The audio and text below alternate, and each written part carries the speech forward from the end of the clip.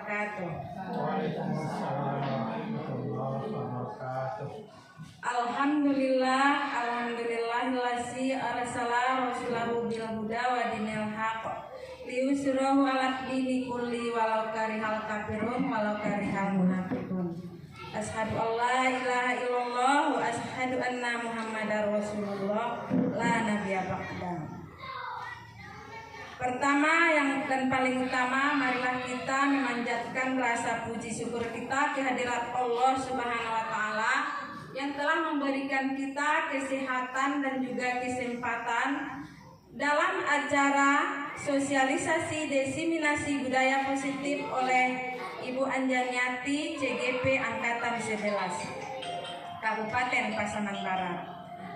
Seterusnya selawat berangkaikan salam marilah kita kirimkan ke roh junjungan Nabi besar kita yakni Muhammad Sallallahu Alaihi Wasallam yang berupa doa Allahumma sholli ala sayyidina Muhammad wa ala ali sayyidina Muhammad. Baiklah, yang sama-sama kita hormati Bapak Kepala Sekolah SDN 06 Sungai Aur, kemudian Bapak Ibu Majelis Guru yang telah berhadir dalam acara sosialisasi diseminasi budaya positif oleh Ibu Anjaniati. Kemudian adapun susunan acara dalam sosialisasi diseminasi budaya positif, yang pertama pembukaan oleh saya sendiri, kemudian yang kedua kata sambutan dari Bapak Kepala Sekolah 06 Sungai Aur, yang kemudian yang ketiga penyampaian diseminasi budaya positif oleh CGP Ibu Anjaniati. Kemudian yang terakhir nanti umpan balik dari rekan sejawat. Itulah susunan acara pada kesempatan ini. Baiklah, kita buka acara diseminasi budaya positif ini oleh Ibu Anjaniati dengan membacakan basmalah, yaitu Bismillahirrahmanirrahim. Baiklah Bapak Ibu, masuk ke acara yang pertama, yang kedua, yaitu kata sambutan dari Bapak Kepala Sekolah. Kepada Bapak Kepala Sekolah dipersilakan dengan segala hormat.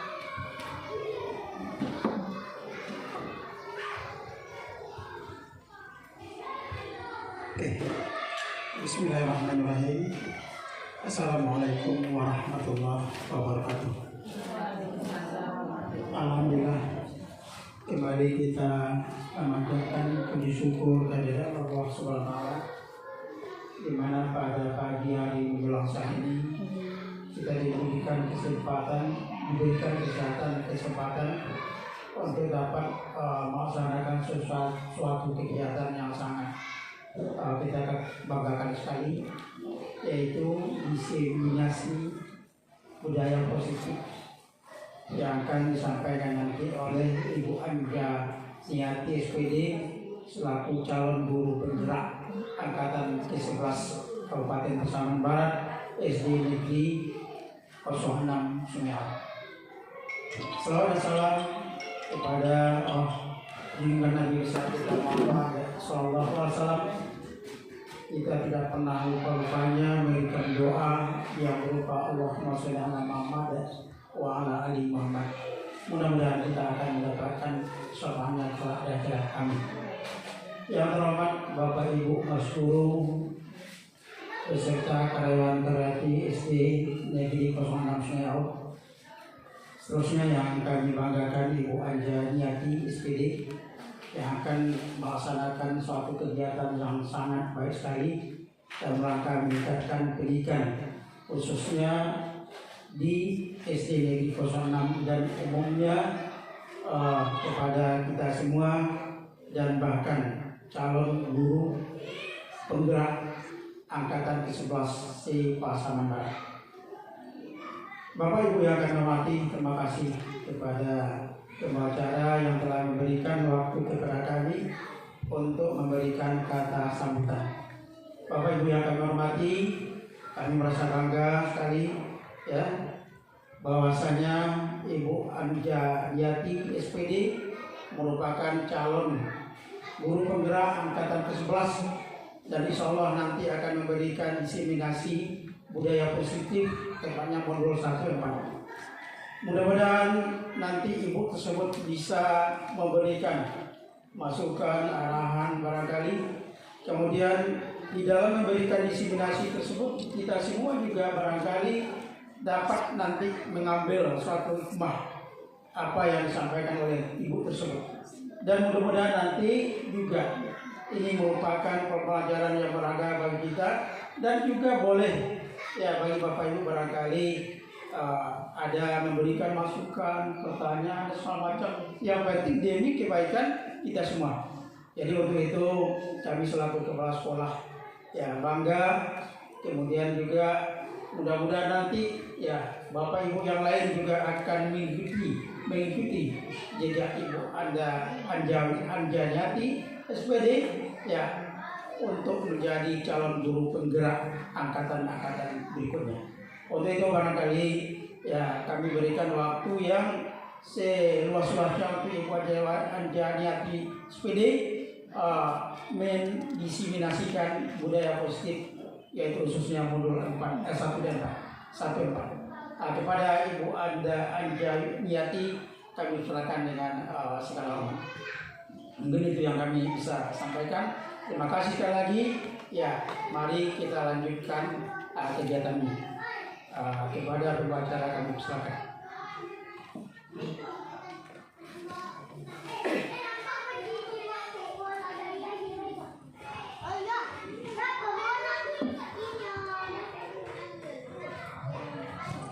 Terima kasih banyak kami aturkan kepada Bapak Kepala Sekolah yang telah memberikan motivasi ataupun dukungan penuh terhadap CGP Ibu atas nama Ibu Anjaniati SPD.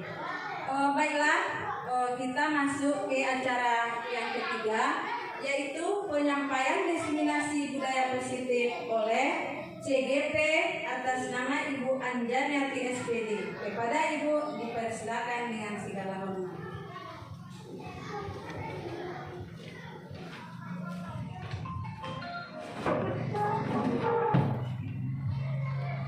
Assalamualaikum warahmatullahi wabarakatuh. Waalaikumsalam warahmatullahi wabarakatuh.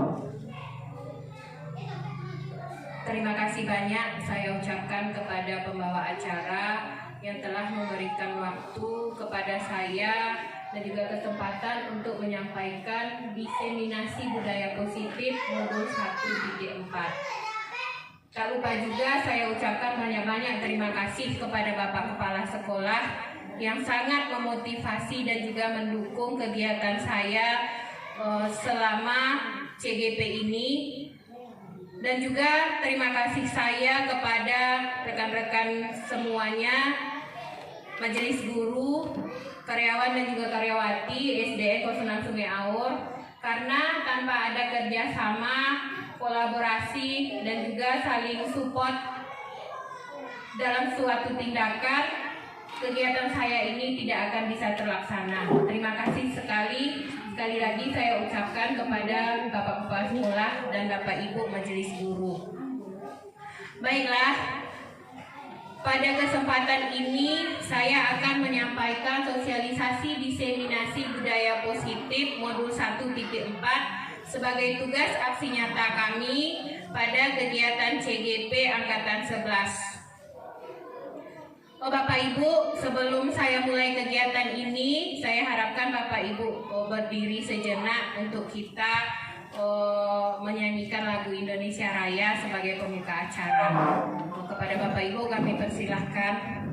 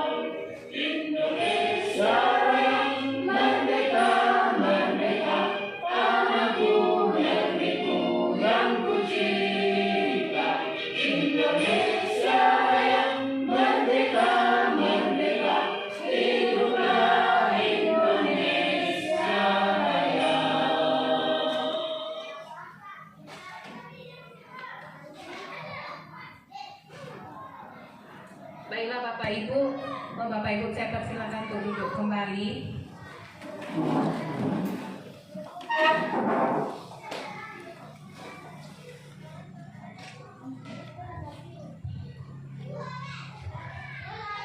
Bapak Ibu semuanya, pada kesempatan ini saya ingin menyampaikan sosialisasi diseminasi budaya positif Odol 1.4.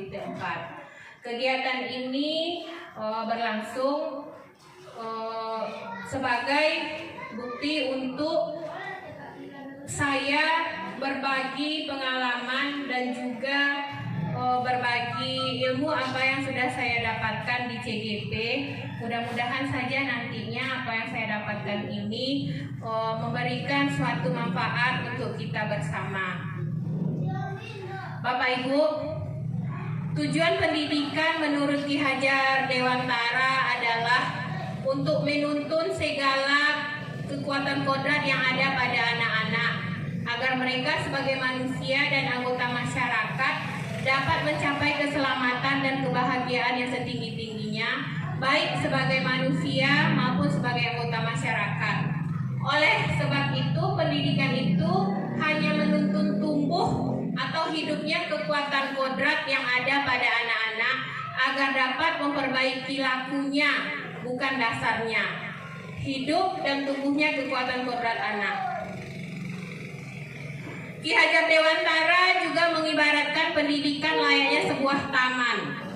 Ibarat petani, kita sebagai guru hanya menyebarkan benih atau bibit. Tidak bisa memaksakan tanaman padi menjadi tanaman lainnya. Hal tersebut juga dimaksudkan kepada anak-anak yang sudah mempunyai minat dan bakatnya masing-masing. Tidak bisa dipaksa untuk menjadi apa yang diinginkan oleh guru ataupun orang tua untuk tujuan tertentu. Nah, Bapak Ibu, pendidikan ini seperti yang disampaikan oleh Ki Hajar Dewantara bisa kita gambarkan misalnya anak-anak yang kita ajar di sekolah ini, yang kita didik sudah punya bakat dan minat sendiri-sendiri di dalam diri mereka. Kita tidak bisa paksakan anak yang A punya hobi bernyanyi, kita paksakan dia untuk hobi bermain bola. Tetapi di sini kita sebagai seorang pendidik hanyalah mengarahkan. Karena nanti kalau kita paksakan anak-anak tersebut menyukai hobi yang kita rasakan itu baik, tetapi sementara anak tidak ingin, sama saja kita seperti mengajari ikan untuk memanjat pohon. Tidak akan terjadi, itu maksudnya. Kemudian, Bapak dan Ibu, di sini saya ingin memberikan 4 pertanyaan pemantik untuk kita bersama saling bertukar pikiran, juga boleh di sini memberikan pendapat dari 4 pertanyaan pemantik saya ini. Yang pertama, apakah Bapak dan Ibu setuju bila yang pertama, pemberian hukuman dapat mendisiplinkan siswa? Kira-kira Bapak Ibu, pemberian hukuman dapat mendisiplinkan siswa? Setuju? Setuju. Sebelum saya masuk ke pertanyaan kedua, kira-kira ada yang bisa menyebutkan alasan alasan kenapa pemberian hukuman itu dapat mendisiplinkan siswa? Iya, Bu Lydia. Kalau pemberian hukuman dapat mendisiplinkan siswa itu kita sangat setuju, Bu, dikarenakan dengan adanya hukuman tadi anak tidak akan mengulangi perbuatan yang sama selama hukuman yang diberikan itu dalam konteks yang terarah dengan yang sesuai ya dengan yang dilakukan siswa. Tidak, hukuman yang diberikan itu tidak secara berlebihan, tidak menggunakan fisik dan sebagainya. Itu kalau menurut saya, Bu. Terima kasih banyak pendapat dari Bu Lydia, sangat mengapresiasi sekali. Saya berikan aplaus untuk Ibu Lydia. Yang kedua, pertanyaan pemantik saya adalah pemberian hadiah dapat meningkatkan prestasi siswa. Setuju, Bapak Ibu? Kalau menurut saya itu sangat setuju sekali. Karena sama-sama kita ketahui pemberian hadiah ini bukan harus besar ya kan Bapak Ibu, tetapi kita memberikan apresiasi, memberikan hadiah kepada anak atas apa yang sudah dia berikan, hasil belajarnya misalnya waktu kita pembagian rapor kan, ada nilai anak yang punya nilai paling tinggi jadi juara 1, kita kan berikan hadiah walaupun itu hanya 1 buah buku, tetapi kan anak itu sudah merasa senang. Apa yang dia lakukan ada umpan balik positif dari kita pihak sekolah. Yang ketiga, guru harus mampu memberikan solusi untuk setiap siswa yang bermasalah. Setuju? Sangat setuju ya kan Bapak Ibu, karena itu merupakan bagian dari tugas kita. Karena sama-sama kita ketahui guru itu bukan hanya mengajar, tetapi lebih dari itu yaitu mendidik siswa, bagaimana siswa supaya bisa lebih berkarakter baik. Yang keempat, guru berperan sebagai teman bagi siswa. Sangat setuju ya Bapak Ibu. Seperti yang 2 hari kemarin pas waktu ada kejadian, ada beberapa siswa yang terlibat masalah ya kan di kelas 4, kita serahkan kepada Bapak Kepala Sekolah untuk menyelesaikannya, tetapi Bapak Kepala Sekolah menyelesaikan dengan sangat apik sekali. Artinya Bapak itu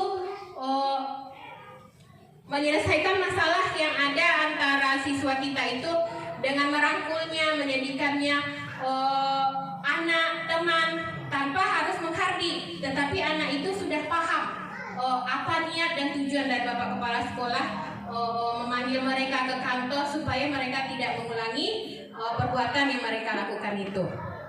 Nah, baiklah Bapak Ibu, kita lanjutkan. Budaya positif. Apa itu budaya positif? Perwujudan dari nilai-nilai atau keyakinan universal yang diterapkan di sekolah.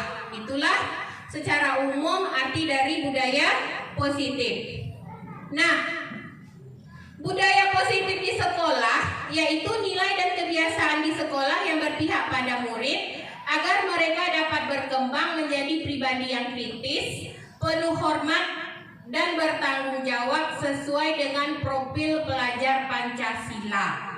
Nah, Bapak Ibu, sama-sama sudah kita ketahui, kita contohkan budaya positif di sekolah kita ini.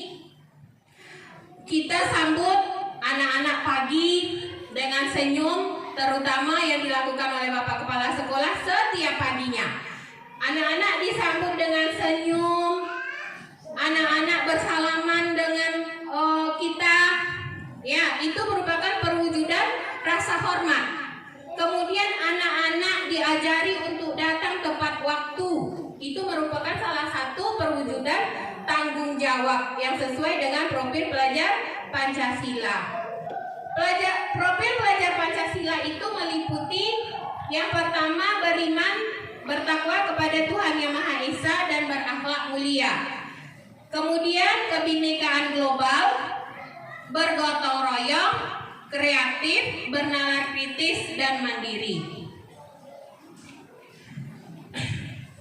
Ada 7 konsep utama budaya positif. Yang pertama adalah perubahan paradigma belajar. Yang kedua, disiplin positif. Yang ketiga, kebutuhan dasar manusia. Yang keempat, motivasi perilaku manusia. Yang kelima, restitusi atau posisi kontrol guru. Yang keenam, keyakinan kelas. Dan yang ketujuh, segitiga restitusi. Nah, Bapak Ibu, dari ketujuh budaya positif yang saya sebutkan tadi, kita masuk kepada yang pertama adalah tentang perubahan paradigma belajar. Dalam membangun budaya positif, sekolah dapat menyediakan lingkungan yang positif, aman, dan nyaman agar siswa mampu berpikir, bertindak, dan mencipta dengan merdeka, mandiri, dan bertanggung jawab. Disiplin sangat berkaitan dengan kontrol guru terhadap siswa. Nah, Bapak Ibu, di sini saya ingin menanyakan dari perubahan paradigma belajar. Kira-kira Bapak Ibu, sudahkah sekolah kita ini menyediakan lingkungan yang positif, aman, dan nyaman agar siswa mampu berpikir, bertindak, dan mencipta dengan merdeka, mandiri, dan bertanggung jawab? Sudah, ya kan? Sekolah kita SDN 06 Sungai Aur ini sudah menyediakan lingkungan yang positif, aman, dan nyaman agar siswa mampu berpikir, bertindak, dan mencipta dengan merdeka, mandiri, dan bertanggung jawab. Ini bisa kita buktikan dengan kita masuk pukul 7.15, kemudian kita melaksanakan sholat duha sebelum pembelajaran dimulai. Karena di sekolah kita sudah ada musola, ya kan Bapak Ibu. Kemudian kita juga menjalankan program pemerintah daerah, yaitu setiap Selasa dan Kamis kita melakukan kegiatan tahfiz dan setor hafalan, ya kan Bapak? Nah, berikutnya, nah ini saya ada sedikit permainan. Cobalah buka, katanya di sini. Ini Pak untuk Bapak Ibu untuk memantik bagaimana kita terhadap suatu hal yang sangat-sangat kita rasakan penting. Nah, sekarang di sini Bapak dan Ibu sama-sama bermain kita. Yang pertama, tugas Anda, artinya tugas kita, diri kita masing-masing, mengepalkan salah satu tangan kita.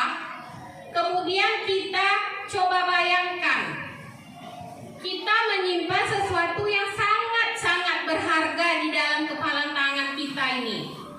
Kemudian apa yang sudah kita kepalkan dalam tangan ini, baik itu nanti berupa benda, kita kepal sekuat tenaga kita, karena itu kita rasakan penting untuk kehidupan kita. Nah, kita coba bersama Bapak dan Ibu. Sekarang saya ajak Bapak dan Ibu untuk mencoba permainan ini. Boleh kita kepalkan tangan kita.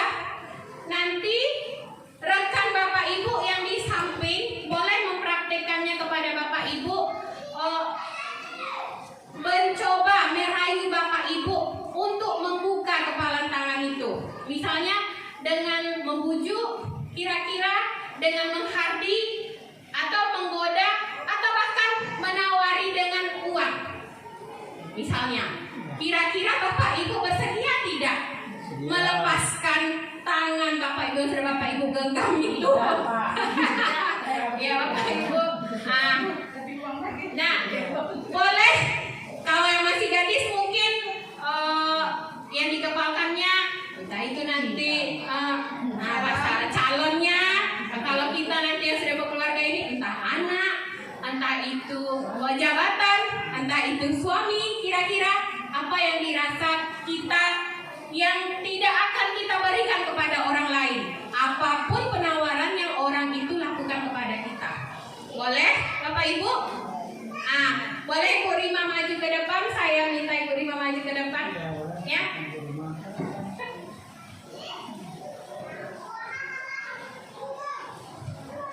Nah, Ibu Rima, Ibu Rima, tangan Ibu yang Ibu genggam boleh kabuk saya minta ibu untuk membuka tangan ibu, bayangkan apa yang ibu genggam itu. Kira-kira Bu, saya boleh meminta ibu untuk membuka tangan ibu? Tidak, oh ya tidak. Boleh saya tahu apa yang ibu genggam? Nah, mana tahu nanti saya bisa mengajak ibu untuk pergi bermain misalnya, atau pergi kita Bu makan bakso, asal ibu bersedia membuka genggaman tangan ibu? Belum. Belum ya Bu. Berarti kalau saya paksa ibu, saya ancam Ibu Rima harus buka genggaman tangan ibu. Kalau ibu tidak mau buka, saya tidak bolehkan ibu lewat depan rumah saya untuk pulang sekolah. Nah, berarti saya sudah coba semua usaha untuk ibu, bagaimana Ibu Rima mau membuka genggaman tangannya, tapi ternyata Ibu Rima tidak mau. Ya, boleh saya tahu Bu, apa yang ibu genggam? Orang tua. Ya, kita berikan tepuk tangan kepada Ibu Rima. Terima kasih Bu Rima. Ya, Bapak Ibu yang lain, boleh saya coba Bapak Kepala Sekolah. Saya coba Bapak Kepala Sekolah dulu. Ya, boleh. Berat genggaman Bapak Kepala Sekolah. Bapak Kepala Sekolah. Bagaimanapun tidak bisa. Bapak Kepala Sekolah, genggaman Bapak kelihatannya sangat berat sekali. Nah, boleh saya minta Bapak untuk membukanya secara harga mati. Boleh saya tawar Pak, masalahnya dengan uang Pak. Sekalipun uang jabatan Bapak Kepala Sekolah sudah mewanti-wanti saya meskipun saya menawarkan sejumlah uang, jabatan, tapi Bapak Kepala Sekolah tidak mau melepaskan genggaman tangannya. Boleh saya tahu Pak, apa yang Bapak genggam Pak? Ini adalah istri saya. Oh iya. Terima kasih Bapak Kepala Sekolah, silakan duduk Pak.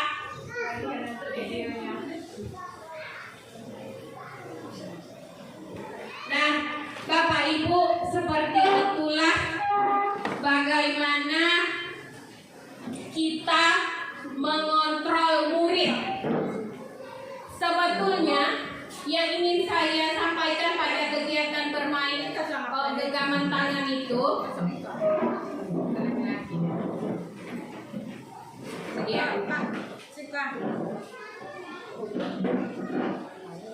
permainan mencoba membuka genggaman itu erat kaitannya dengan kontrol. Kontrol kita sebagai guru. Guru mengontrol murid sebetulnya tidak bisa mengontrol murid jika ia tidak mau. Harus ada dorongan sendiri dari murid. Itu artinya Bapak Ibu yang tadi saya sebutkan. Apapun yang saya tawarkan, Bu Rima dan Bapak Kepala Sekolah tidak mau membuka genggaman tangannya. Penguatan positif, efektif, dan bermanfaat. Semisal bujukan yang saya tawarkan tadi kepada Bu Rima dan Bapak Kepala Sekolah, ya Bu, jika terlalu dalam murid bisa ketergantungan dan tidak mandiri dalam mengontrol diri. Maksudnya kalau dengan mudahnya saja, seperti Bu Rima tadi membukakan genggaman tangannya, maka murid itu pun nanti Bu, dia kurang untuk kemandiriannya, sangat tergantung kepada kita. Kemudian kritik dapat membuat orang merasa bersalah, dapat menguatkan karakter. Kalau kita harus mengeluarkan kritikan, maka kritikan secukupnya, dan kritikan tersebut harus membangun, bukan malah membuat murid tidak percaya diri. Seperti yang dilakukan Bapak Kepala Sekolah kemarin dalam menyelesaikan masalah yang terjadi, Bapak sangat memberikan kata-kata yang bijak dan juga motivasi tanpa menghardik dan juga menghakimi apa yang dilakukan oleh murid kita tersebut. Kemudian orang dewasa memiliki hak untuk memaksa. Menentukan pilihan adalah hak masing-masing manusia. Seperti yang tadi kita lakukan, sudah saya paksa Ibu Rima, sudah saya bujuk, sudah saya tawarkan, dan juga Bapak Kepala Sekolah seperti itu juga tadi. Tetapi Mereka punya hak untuk sama-sama mempertahankan apa yang ada dalam genggaman mereka. Nah, yang kedua dari budaya positif adalah disiplin positif. Disiplin adalah kemampuan memerintah diri dalam mengontrol dan menguasai diri untuk memilih tindakan yang mengacu pada nilai-nilai yang kita hargai dengan penuh tanggung jawab tanpa diperintah orang lain. Nilai-nilai yang kita hargai di sini adalah nilai-nilai kebajikan atau sifat positif manusia yang merupakan tujuan mulia yang ingin dicapai setiap individu, yaitu nilai-nilai yang ada dalam profil pelajar Pancasila. Tadi sudah saya sampaikan nilai-nilai kebajikan universal yang ada pada profil pelajar Pancasila itu ada 6. Yang pertama, beriman dan bertakwa kepada Tuhan Yang Maha Esa dan berakhlak mulia, berkebinekaan global, gotong royong, kreatif, bernalar kritis, dan mandiri. Nah, yang ketiga dari budaya positif adalah kebutuhan dasar manusia. Yang namanya kebutuhan dasar berarti setiap kita memilikinya. Ya Bapak Ibu, apa saja kebutuhan dasar itu? Yang pertama adalah kebutuhan bertahan hidup atau survival. Kemudian kebutuhan akan cinta dan kasih sayang. Ini dia gambar hati yang merah, melambangkan cinta dan kasih sayang. Kemudian kebebasan, dilambangkan dengan kupu-kupu. Kupu-kupu itu bebas kemanapun ia pergi, dikenal dengan istilah freedom. Kemudian ada pula kesenangan atau fun, dilambangkan seperti balon. Kemudian ada yang namanya lagi kebutuhan dasar manusia, yaitu kekuasaan atau power. Nah Bapak Ibu, kita di sini sebagai guru, kebutuhan dasar kita untuk bertahan hidup sudah tentunya ada, berkasih sayang ada, kebebasan dan juga kesenangan serta kekuasaan ada. Nah, untuk menjawab kebutuhan dasar manusia, saya punya kasus. Kasusnya adalah kasus Ibu Sri, guru kelas 6. Kasusnya berbunyi, Ibu Sri sedang bingung menghadapi ulah salah satu siswa di kelas bernama Rafa. Beberapa siswa datang dan mengatakan Rafa yang sering meminta bekal makan siang mereka dengan paksa. Jika Anda menghadapi situasi seperti Ibu Sri, apa yang akan Anda lakukan? Menurut Anda, kira-kira apa alasan Rafa melakukan hal itu? Nah, di sini saya memetakan permasalahan yang dilakukan oleh yang dihadapi oleh Ibu Sri, permasalahan tadi ke dalam 5 kebutuhan dasar manusia. Yang pertama, Rafa lapar dan orang tuanya tidak membawakan bekal makan. Bahkan orang tuanya tidak punya uang untuk diberikan. Tuh dia permasalahannya. Yang pertama dari kasus Rafa. Yang kedua, teman Rafa jadi perhatian kepada Rafa. Yang ketiga, Rafa merasa hebat karena temannya takut dan mengikuti keinginannya. Yang keempat, Rafa merasa bosan dengan bekal yang dibawakan orang tuanya. Yang kelima, Rafa hanya iseng dan ingin melihat wajah temannya kesal. Nah, dari kasus yang sedikit tadi, Bapak Ibu, ya, saya menganalisisnya menjadi 5 macam kebutuhan dasar manusia yang ingin ditimbulkan dari kasus Rafa ini. Yang pertama tadi, yang kedua, yang ketiga, yang keempat, dan yang kelima. Kira-kira Bapak Ibu, adakah di sini Bapak Ibu yang bisa menyebutkan sama saya dari kasus analisis yang pertama, yang kedua, yang ketiga, keempat, dan kelima itu kira-kira yang tergolong kebutuhan untuk bertahan hidup yang mana, cinta dan kasih sayang, kebebasan, kesenangan dan kekuasaan kira-kira yang mana saja. Ya Bapak Ibu, ini dia kasusnya. Rapa lapar dan orang tuanya tidak membawakan bekal makan, bahkan orang tuanya tidak punya uang untuk diberikan. Kira-kira Bapak Ibu ini termasuk apa tadi? Bertahan hidup? Kira-kira masuk? Nah, kita kunci yang satu, yang nomor satu berarti bertahan hidup. Yang kedua, teman Rapa jadi perhatian kepada Rapa. Ini kira-kira cinta dan kasih sayang. Oke, kita kunci jawabannya cinta dan kasih sayang. Yang ketiga, Rapa merasa hebat karena temannya takut dan mengikuti keinginannya. Power, kekuasaan.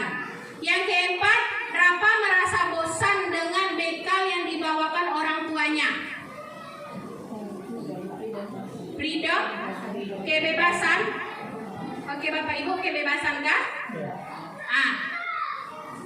Kemudian yang terakhir dari kasus Rapa ini, Rapa hanya iseng dan ingin melihat wajah temannya kesal. Kesenangan berarti fun ya. Mari sama-sama kita lihat kira-kira jawaban Bapak Ibu sudah benar atau bagaimana? Nah, betul. Berarti Bapak dan Ibu sudah sangat menguasai tentang kebutuhan dasar manusia. Yang pertama sangat benar, itu adalah jawabannya bertahan hidup. Yang kedua, cinta dan kasih sayang. Yang ketiga, power atau kekuasaan. Yang keempat, kebebasan. Dan yang kelima adalah kesenangan. Berikutnya yang keempat dari budaya positif adalah motivasi perilaku manusia. Ada 3 di sini motivasi yang dimunculkan.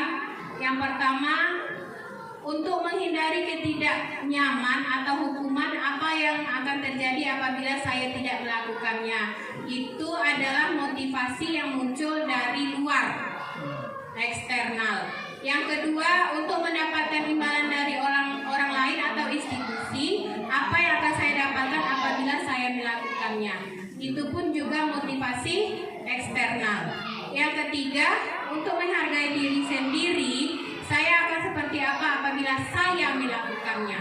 Berarti itu adalah motivasi internal. Dan motivasi internal inilah Bapak Ibu tujuan dari disiplin positif.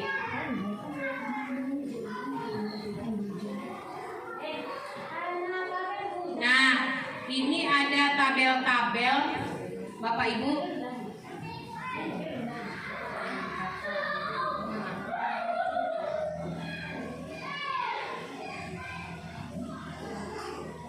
Berdasarkan motivasi perilaku manusia, ada 3 yang akan muncul. Yang pertama adalah hukuman.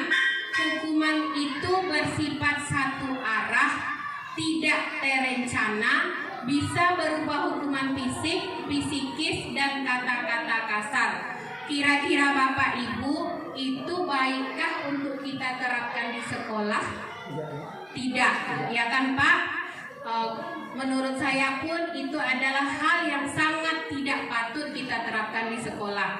Karena hukuman fisik itu sangat-sangat merugikan kepada yang telah membuat salah, ataupun kita mengucapkan kepada si pembuat salah itu dengan kata-kata kasar, ya.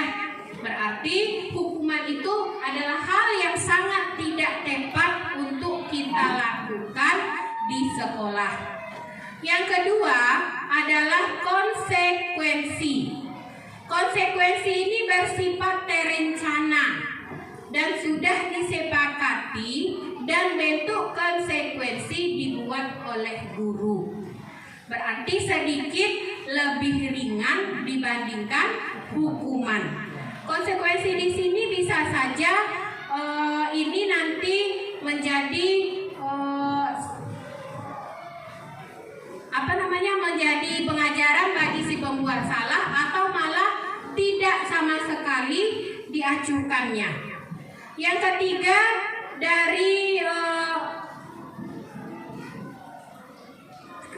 adalah restitusi. Restitusi ini adalah proses menciptakan kondisi bagi siswa untuk memperbaiki kesalahan mereka, sehingga mereka bisa kembali ke kelompok mereka dengan karakter yang lebih kuat.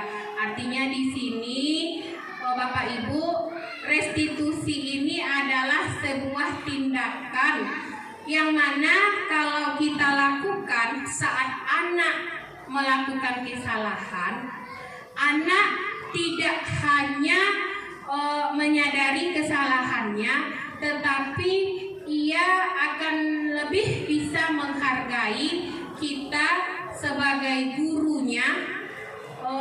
Dari apa yang kita lakukan kepada anak tersebut, kita dicap sebagai teman, atau bahkan mungkin lebih dari itu, kedekatan antara anak dengan kita kalau kita melakukan restitusi kepada anak dari kesalahan yang mereka perbuat.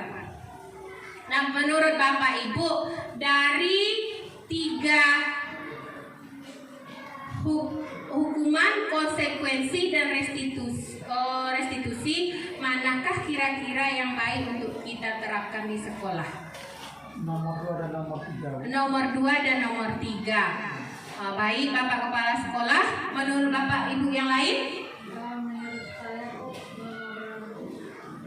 Nomor 3. Ya, nomor 2 dan nomor 3 sangat baik untuk kita terapkan di sekolah. Tapi memang yang paling baik itu adalah nomor 3-nya. Cuman, ada cumanya. Terkadang kita belum terbiasa untuk melakukan restitusi langsung kepada anak. Yang nyatanya yang sering kita alami itu adalah misalnya anak datang terlambat ke sekolah. Yang datang terlambat tuh dia lagi, besok dia lagi, besoknya dia lagi. Akhir-akhirnya kesabaran kita diuji. Yang kita lakukan bukan bertanya, kenapa kamu masih terlambat juga nak? Bukan seperti itu yang sering kita lakukan Bapak Ibu, tetapi malah, wah kamu juga lagi yang terlambat. Kita langsung keluarkan kata-kata itu. Kata-kata yang kita ucapkan itu bisa nanti jatuhnya kepada hukuman terhadap anak. Nah, mudah-mudahan saja untuk kedepannya Bapak dan Ibu kita sudah bisa melakukan restitusi terhadap apa yang dilakukan oleh peserta didik kita kalau mereka bermasalah. Nah, yang kelima dari budaya positif adalah restitusi atau posisi kontrol guru. Nah, menurut teori kontrol Dr. William Glasser, Gosen, berkesimpulan ada 5 posisi kontrol yang diterapkan seorang guru. Apa saja itu? Yang pertama, penghukum. Yang kedua, membuat merasa bersalah. Yang ketiga, teman.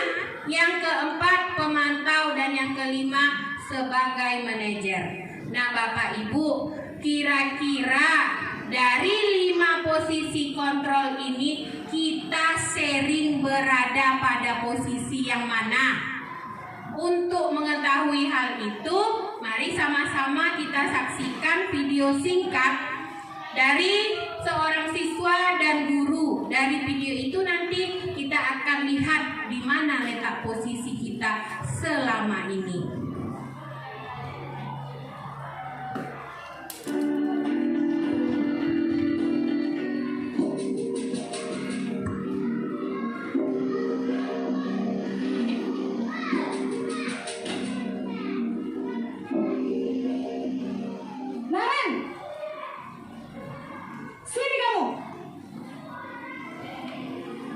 Selamat pagi, Bu. Selalu terlambat. Kamu deh, pasti terlambat. Maaf, Bu. Saya... Apa? Apa coba? Alasan kamu apa lagi? Kapan sih kamu tidak terlambat? Malas sekali ya kamu jadi anak. Saya Dasar pemalas. Gak kapok-kapok sih kamu. Sudah berapa kali terlambat? Sana, kamu keliling lapangan basket 2 kali. kenapa saya harus keliling lapangan basket, Bu? Kenapa? Kamu melawan ibu? Berani-beraninya jawab. Sudah terlambat, masih berani jawab pula. Sekarang, keliling lapangan basket 5 kali sekalian. Biar kapok. Cepat. Pergi sana ke lapangan basket.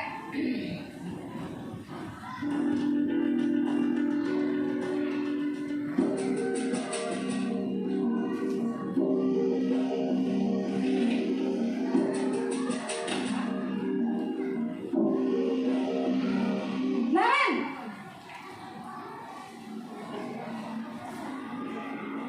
Selamat pagi, Bu. Naren. Kamu kenapa terlambat lagi, nak? Ya Tuhan, Naren. Kamu senang ya bikin ibu susah ya? Kalau kamu terlambat lagi, nanti ibu yang ditegur bapak kepala sekolah, nak. Disangka ibu tidak bisa membina kamu. Duh, gimana ini? Maaf, Bu.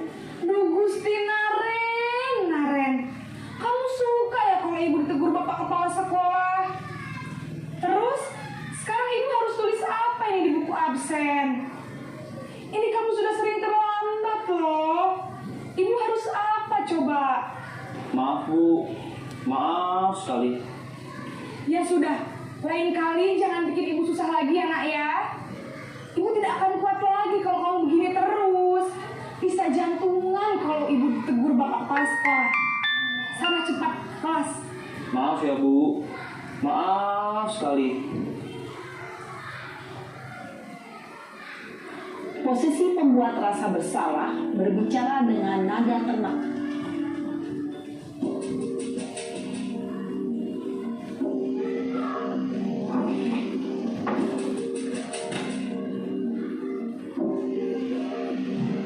Naren!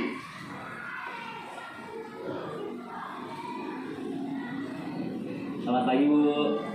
Wah, sudah jam berapa ini nak? Terlambat lagi ya sayang. Iya, Bu. Habis ibu saya lupa bangunkan saya, Bu. Kamu malah menyalahkan ibu kamu. Kamu bukannya anak yang larinya paling kencang. Kok terlambat sih? Iya, Bu. Saya memang terlambat bangun tadi.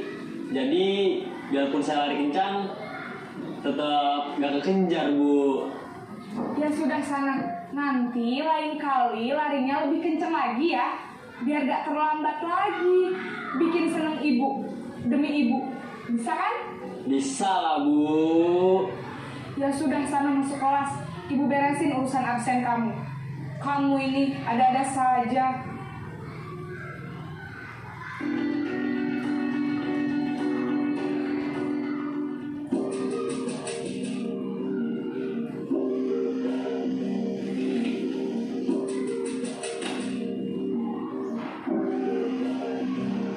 Naren!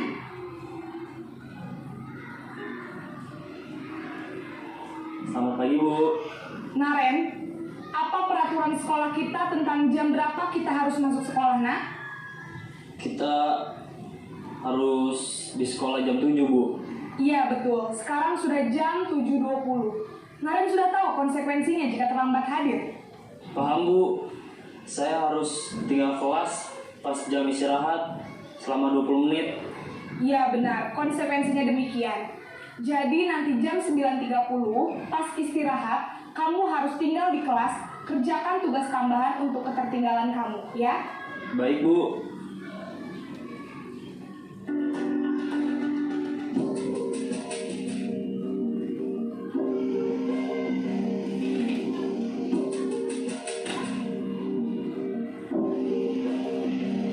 Naren!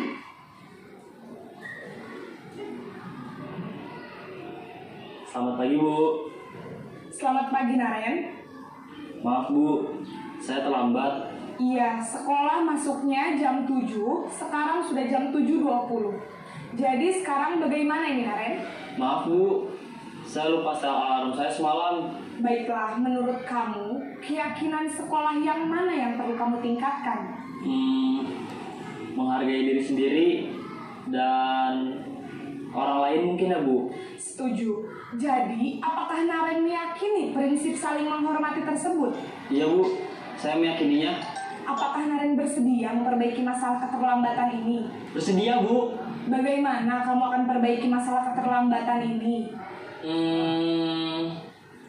Saya akan coba untuk tidak lupa menyetel alarm saya Bu. Baik, kalau Naren lupa menyetel alarm di rumah, ada orang yang kira-kira bisa bantu mengingatkan tidak? Ada Bu, kakak saya, Kak Ema. Ada lagi selain Kak Emma? Selain Kak Ema, ada ibu saya. Baik, jadi yang mengingatkan Naren adalah Kak Emma dan ibu kamu ya? Kira-kira akan mulai set alarm kapan nih Naren? Setelah pulang sekolah, akan segera saya lakukan. Baik, jadi Naren akan setel alarm untuk bangun besok pagi dan akan diingatkan oleh kakak dan ibunda Naren ya. Ada lagi yang mungkin perlu dilakukan Naren agar tidak terlambat bangun lagi? Tidak ada Bu. Baik Naren, terima kasih untuk kerjasama kamu. Sekarang kamu perlu kembali ke kelas untuk belajar. Baik Bu, terima kasih.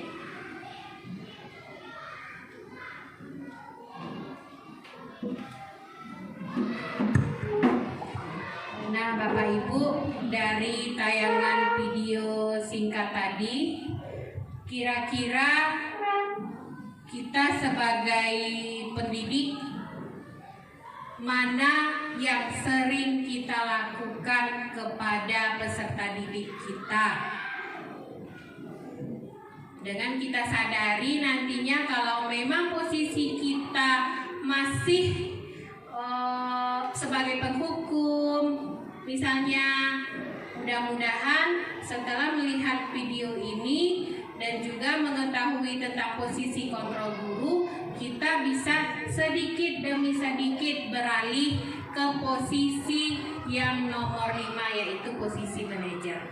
Ya, yang mana posisi manajer di sini itu kita sebagai pendidik bukan hanya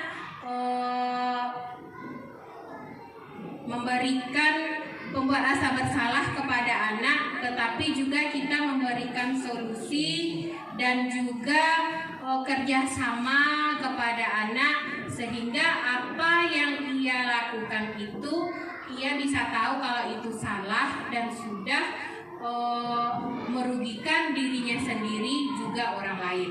Kira-kira Bapak Ibu, kita masih berada pada posisi yang mana yang sering kita kerjakan? Kalau saya pribadi mungkin lebih seringnya kepada 1, 2, 4.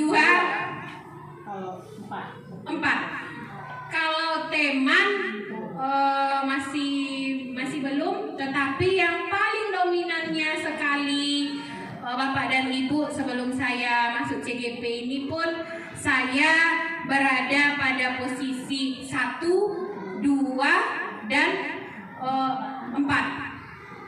Yang mana menurut saya, apa yang saya posisikan pada posisi nomor 1 sebagai penghukum, saya cukup merasakan kepuasan tersendiri kalau anak itu takut dengan apa yang saya lakukan kepada dia saat ia membuat kesalahan, tanpa ingin tahu alasan sesungguhnya dari perbuatan yang dilakukan peserta didik kita tersebut. Tetapi setelah mempelajari modul-modul yang ada pada CGP ini, saya sudah tahu esok kemana kita akan meminta izin dari semua sikap yang kita lakukan kepada peserta didik. Yang mana sama-sama kita ketahui tadi di awal, kita ini ibaratkan seorang petani yang hanya menyemaikan bibit. Kalau bibit padi yang kita semai, maka padi yang akan muncul. Tidak bisa kita paksakan dari padi menjadi jagung, Bapak dan Ibu. Mudah-mudahan saja nanti secara berangsur-angsur kita bisa mengubah posisi kontrol kita sebagai guru menjadi posisi yang kelima, yaitu posisi manajer. Dan kami harapkan sekali di sini Bapak Kepala Sekolah bisa mengingatkan ke kami akan kesalahan, misalnya kontrol kami sebagai pendidik, agar sekolah kita ini nantinya Pak bisa menjadi panutan untuk sekolah-sekolah lainnya. Yang keenam dari budaya positif adalah keyakinan kelas. Mengapa keyakinan kelas bukan peraturan kelas? Keyakinan kelas dibuat berdasarkan kesepakatan antara guru dan siswa, bersifat universal. Sedangkan peraturan biasanya dibuat oleh guru dan bersifat satu arah. Biasanya Bapak dan Ibu mungkin tanpa kita sadari selama ini kita buat peraturan kelas atau peraturan di sekolah ini dengan kata-kata yang bisa jatuhnya malah nanti kepada pemberi hukuman kita posisinya. Contohnya saja, tidak boleh datang terlambat. Kalau pada keyakinan kelas itu kata-kata tidak sangat-sangat tidak disarankan. Tetapi bisa kita ganti untuk lebih mendekatkan kita dengan peserta didik kita, yaitu datang tepat waktu. Misalnya, ada pula sering kita buat di keyakinan kelas, di peraturan kelas kita, misalnya tidak boleh mencontek. Misalnya, bisa kita ganti dengan kata-kata kerjakan tugas dengan penuh rasa percaya diri.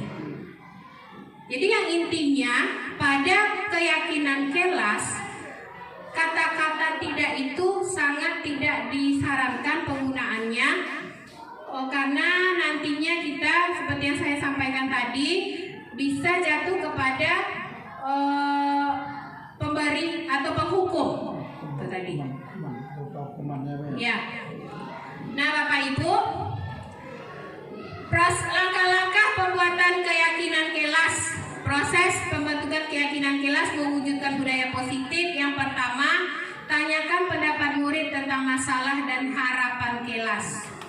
Yang kedua, eksplorasi ide dari murid untuk mencapai kelas impian. Yang ketiga, ambil kesimpulan dari ide murid. Yang keempat, ubah ide menjadi keyakinan kelas. Yang kelima, tanda tangani keyakinan kelas. Di sini kita bisa mengganti-ganti keyakinan kelas kita, bukan saja kalau kita buat keyakinan kelas di awal semester, ya Bapak Ibu, di awal semester kita buat keyakinan kelas kita, itu saja sampai semester selesai, atau untuk 1 tahun itu saja kita terapkan. Boleh kita ganti-ganti keyakinan kelas kita itu sesuai kesepakatan kita dengan siswa. Karena kan kita punya siswa 26 misalnya, atau 30, dengan segala karakter yang mereka ciptakan, dengan permasalahan yang sering mereka timbulkan. Bisa saja nanti anak-anak kita dan juga kita sebagai pendidik di dalam kelas itu menukar keyakinan kelasnya atau menambahkan, boleh. Jadi tidak terikat. Keyakinan kelas yang kita ciptakan saat awal tahun ajaran boleh kita tukar, boleh dikurangi atau boleh kita tambah sesuai dengan kesepakatan kita dengan peserta didik kita di dalam kelas. Nah, sekarang saya ingin bertanya kepada Bapak Ibu, kira-kira adakah keyakinan kelas di dalam kelas Bapak Ibu masing-masingnya? Nah, kita punya keyakinan kelas masing-masing di dalam kelas sebagai kesepakatan kita dengan peserta didik. Jadi misalnya kalau peserta didik kita melakukan kesalahan, kita bisa mengatakan kepada peserta didik keyakinan kelas yang mana yang sudah kamu langgar. Nah, kita bisa seperti itu Bapak Ibu. Kita ingatkan kembali kepada peserta didik kita, karena peserta didik kita memiliki berbagai macam karakter. Selanjutnya, nah ini contoh peraturan kelas kami. Jadi peraturan kelas di sini kita ganti menjadi keyakinan kelas. Itu maksudnya tadi. Kita sering membuat itu sebagai peraturan. Tetapi sekarang kalau peraturan itu seperti yang disampaikan tadi, peraturan biasanya hanya dibuat oleh guru dan bersifat satu arah saja. Tetapi kalau sudah keyakinan itu adalah kesepakatan antara guru dan siswa. Nah, ini contohnya Bapak Ibu. Panduan menghadiri kelas. Mulai hari dengan selalu tepat waktu. Ini kata-katanya sudah keyakinan kelas, tetapi judulnya baru peraturan kelas. Jadi selayaknya ini lebih bagus untuk digantikan menjadi keyakinan kelas. Nah, yang pertama mulai dari hari dengan selalu tepat waktu bisa diartikan ini tidak boleh terlambat kan Bapak Ibu, tetapi bahasanya kita perhalus. Kemudian pastikan membawa semua perlengkapan, PR sudah, materi belajar sudah. Berarti ini kan artinya tidak boleh meninggalkan peralatan sekolah. Nah, kemudian ini bersikap baik dan menghargai semua orang. Bisa dikatakan ini menjadi diganti dari tidak boleh mengejek teman atau tidak boleh berkelahi. Kita perhalus menjadi bersikap baik dan menghargai semua orang. Kemudian ini dengarkan guru dan teman sekelas serta ikuti arahan. Ini kan Bapak Ibu kata-kata halus dari tidak boleh ribut. Kemudian kerja keras dan lakukan yang terbaik. Kalau di kelas kita tempelkan ini sama saja dengan artian kita melarang murid untuk tidak boleh mencontek. Jadi murid kerja keras dan lakukan yang terbaik. Nah, yang terakhir dari budaya positif adalah segitiga restitusi. Nah, inilah tadi Bapak Ibu posisi hukum. Yang pertama tadi hukuman, yang kedua konsekuensi, yang ketiga restitusi. Nah, restitusi inilah adalah proses menciptakan kondisi bagi murid untuk memperbaiki kesalahan mereka sehingga mereka bisa kembali pada kelompok mereka dengan karakter yang kuat. Melalui restitusi, guru dapat yang pertama membantu murid menjadi lebih memiliki tujuan, disiplin positif, serta memulihkan dirinya setelah berbuat salah. Berikutnya yang kedua membantu murid untuk jujur pada diri sendiri dan mengevaluasi dampak dari kesalahan yang dilakukan. Yang ketiga memberikan penawaran bukan paksaan. Dari segitiga restitusi ada 3 hal yang akan dilakukan dalam mengatasi sebuah masalah, yaitu yang pertama validasi tindakan yang salah, yang kedua menanyakan yang pertama menstabilkan identitas, yang kedua validasi data yang salah, dan yang ketiga menanyakan keyakinan. Yang pertama menstabilkan identitas. Saat peserta didik kita melakukan kesalahan, kita bisa menggunakan kata-kata yang pertama adalah berbuat salah tidak apa-apa. Nah, Ibu juga pernah melakukan kesalahan seperti itu agar anak dengan leluasanya nanti Bapak Ibu mengatakan kepada kita kenapa ia bisa melakukan hal seperti itu. Kalau kita langsung memberikannya, menghakiminya, kenapa kamu lakukan seperti itu? Akan anak sudah keburu takut dengan sikap kita. Tetapi saat anak melakukan salah, stabilkan dulu. Berikan dia dulu ketenangan dengan memberikan pertanyaan, berbuat salah itu tidak apa-apa, atau misalnya tidak ada manusia yang sempurna, atau saya juga pernah melakukan kesalahan seperti itu dulu. Nah, mungkin dengan kita melakukan menstabilkan identitas atas kesalahan yang anak buat ini, nantinya anak akan senang untuk berbagi kepada kita. Kita bisa tahu apa akar dari permasalahan yang dia lakukan ini. Kenapa anak bisa berbuat seperti itu? Yang kedua, validasi tindakan yang salah. Artinya di sini Bapak Ibu kita bisa memberikan pertanyaan kepada anak.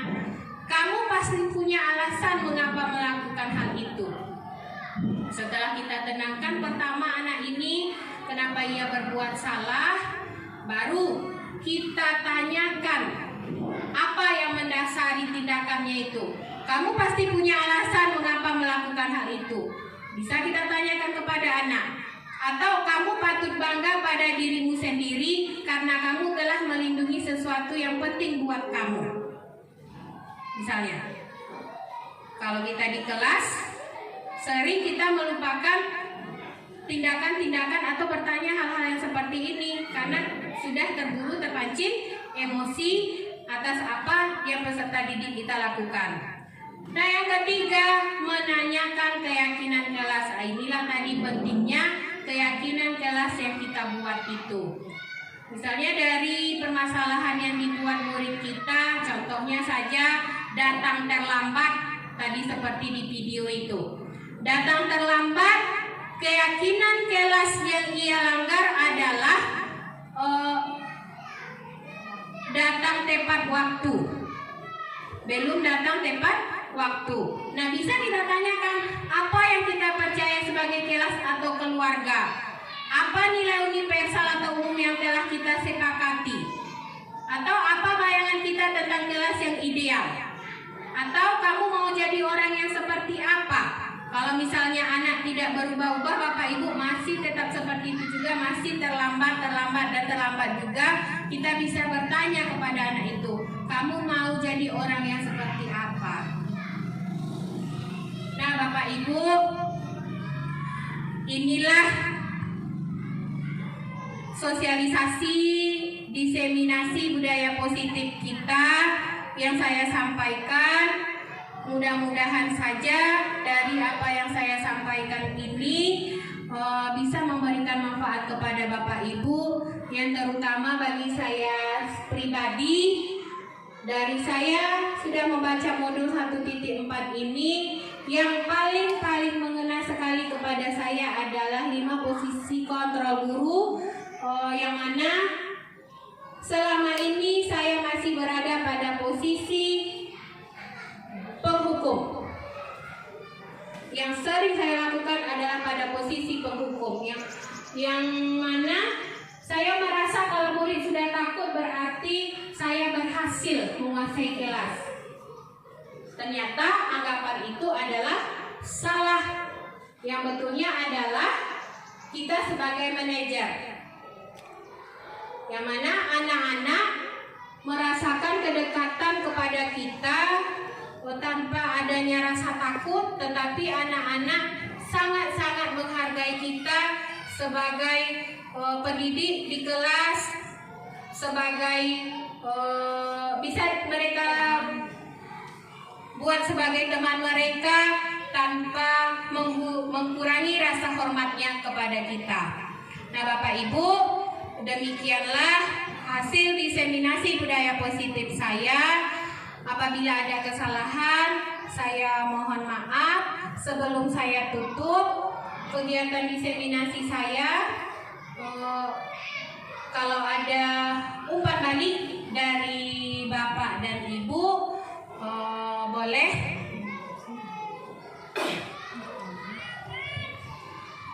Ya. Bu Emil Faiza.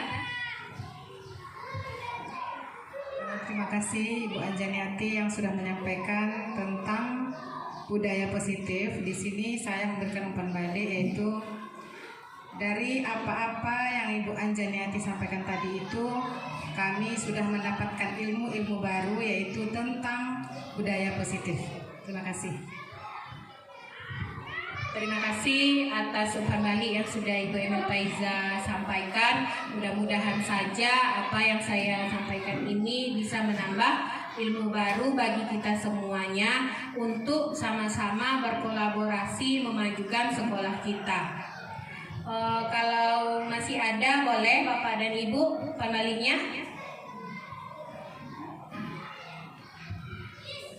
Baik, Bu Eva. Assalamualaikum warahmatullahi wabarakatuh. Waalaikumsalam. Terima kasih sekali kepada Ibu Anjaniati SPD selaku calon CGP angkatan 11 dengan sosialisasi atas judul tadi kita LK 1.4 yaitu disiplin positif. Mungkin kita sebagai guru di sini sudah sering melakukan, tapi seperti yang diterangkan tadi dan dijelaskan, masih banyak kesenjangan dan kekurangan yang harus kita lengkapi. Ya, contohnya, saya sendiri di sini tertarik dengan yang disampaikan tadi mengenai segitiga restitusi. Ada tadi 3 poin ya Ibu ya. Nah, kami sangat tertarik sekali tentang segitiga restitusi tersebut dalam memecahkan permasalahan terhadap peserta didik kita di SDN 06 Sungai Awu. Nah, yang kedua, saya juga tertarik dengan yang penyelesaian secara restitusi. Karena saya lihat di sini dari penjelasan Ibu, proses restitusi tersebut nampaknya dapat memperbaiki kesalahan siswa sehingga timbul kembali rasa percaya diri terhadap siswa tersebut walaupun dia melakukan kesalahan, dengan cara mendekati, menasihati dia sebagai teman sehingga dia tidak merasa terintimidasi untuk kembali ke kelompoknya, dan mungkin dapat memotivasi peserta didik tersebut sehingga tidak malu untuk berkarya lagi. Karena yang kita lihat umumnya yang sering kita